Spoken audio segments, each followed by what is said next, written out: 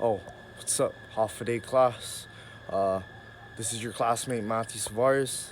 I've been out in the jungle for like the past 20 minutes looking for some dunny, but I couldn't find any, and I'm pretty lost right now. Couldn't retrace my steps, and I'm out in the wilderness on my own, and I'm pretty thirsty. So, on this episode of Outdoor Pursuits and Racket Sports, I will be teaching you guys how to purify some water. Stay tuned. Gotta find a water source though, and gotta find a 2 liter bottle of fountain drink soda that's empty. So stay tuned and I'll see you guys soon. Half a day class. It's your classmate Matthew Savares. It's been about 10 hours since I've been out in the jungle. It's morning, and right now we're gonna need to find our materials to purify some water. We're gonna be looking for some pebbles, sand, gravel, a water source, and we're gonna need that 2 liter bottle of water, or we're gonna need that 2 liter bottle. Okay, so we found some pebbles. Okay, let's go looking for some sand. Now we found some sand, and now we found some gravel. Next up, our water source. And we found our water source. So if I were you guys, get a cup, or find a cup out in the wilderness, or find something that you could get some water in, get some water in there. So we got our water from a dirty water source. So now it's our time to purify. Okay, half a day class, we have all of our materials. Now it's time to start purifying our water. Still in the jungle, by the way. You can see we have our 2 liter bottle. We have a rubber band.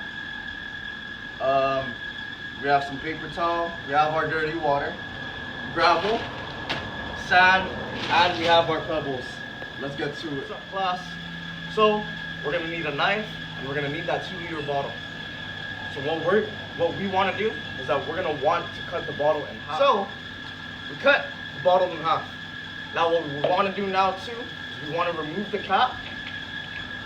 Okay, and we want to get our rubber band, get our paper towel. What we're gonna do is that we're gonna cover the bottom cap with the paper towel. Now, if I were you guys, I would want to layer that paper towel really good. Okay, like fold it 3 times. Okay, and you want to cover the cap with the paper towel. Okay, and then wrap the rubber band around the cap, just like that.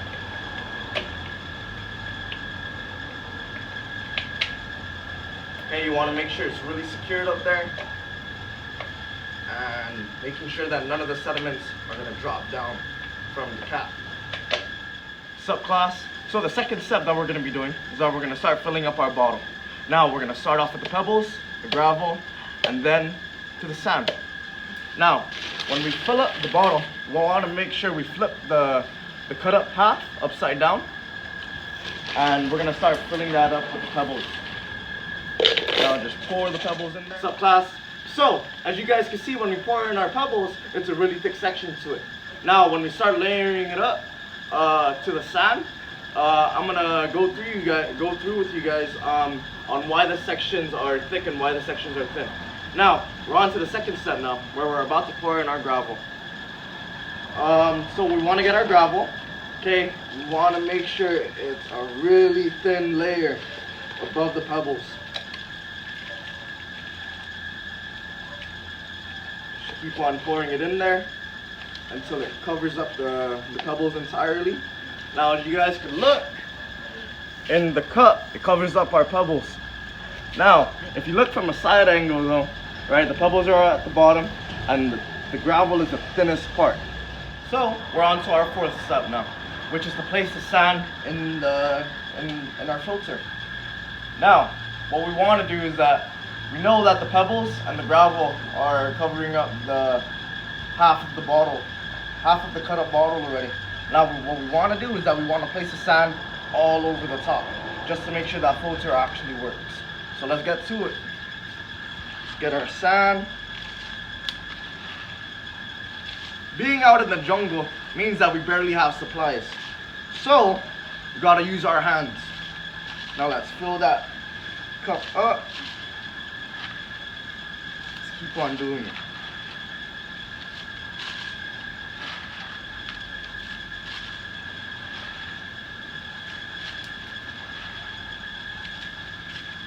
So we filled up our cup. Now we want to really get it to the top to make sure our filter is really dense so that none of the sediments from the water source comes down to the bottom. So you guys are probably wondering, why do we need the other half of the bottle? Well, believe it or not, this half of the bottle is going to help us in the filtration process. Now, since we put this upside down, we're going to want to put it over the other half so to catch the water that flows through from the water that we got from our water source. Now, what we're going to do next is that we're going to pour this water in and we're going to wait for it. Okay, so we're going to pour this water in, but it's going to take a while until it actually gets to the bottom. So let's do it. I want to pour everything in. It's going to start filling it up it's going to start filling up at the top. Okay, and as soon as it starts flowing down, just keep on doing it. So when you guys are filtering out the water, you don't want to make it overflow, meaning that you don't want to keep on pouring the water until it starts flowing out of the cup. Now, you want to wait until it settles and give it time. And as soon as it keeps on settling, then that's when you can keep on pouring in water. Now, if you can look at the bottom, right, the water is actually dripping down, and it's a super long process. So this will be to be continued. So we gave it a couple of minutes, okay, and it takes a really long time for the water to come down. This is because that the sediments prevent it from coming down faster, which allows it to filter out the water even more. Now, as you come closer to the bottle, right, we have the sand, gravel, and then the pebbles. Now, for you guys that are wondering, why is it like this, right? Why is the process like this? Why are the pebbles super thick, gravel super thin, and the sand is the second thickest part in the bottle? Well, this is because paper towel, and if you don't have that paper towel, it won't even filter it, right? And it won't allow the water to flow through at a slower process. So, if you ever get lost outdoors, this is one of the many ways to filter out your water. From dirty to clean, and filtering out water has many uses outdoors, such as, washing your hands, cleaning a wound, and even for drinking purposes too. So again, my name is Matthew Savares. I'm finally out of the jungle, and hope you guys enjoy this video and find it useful. Thank you.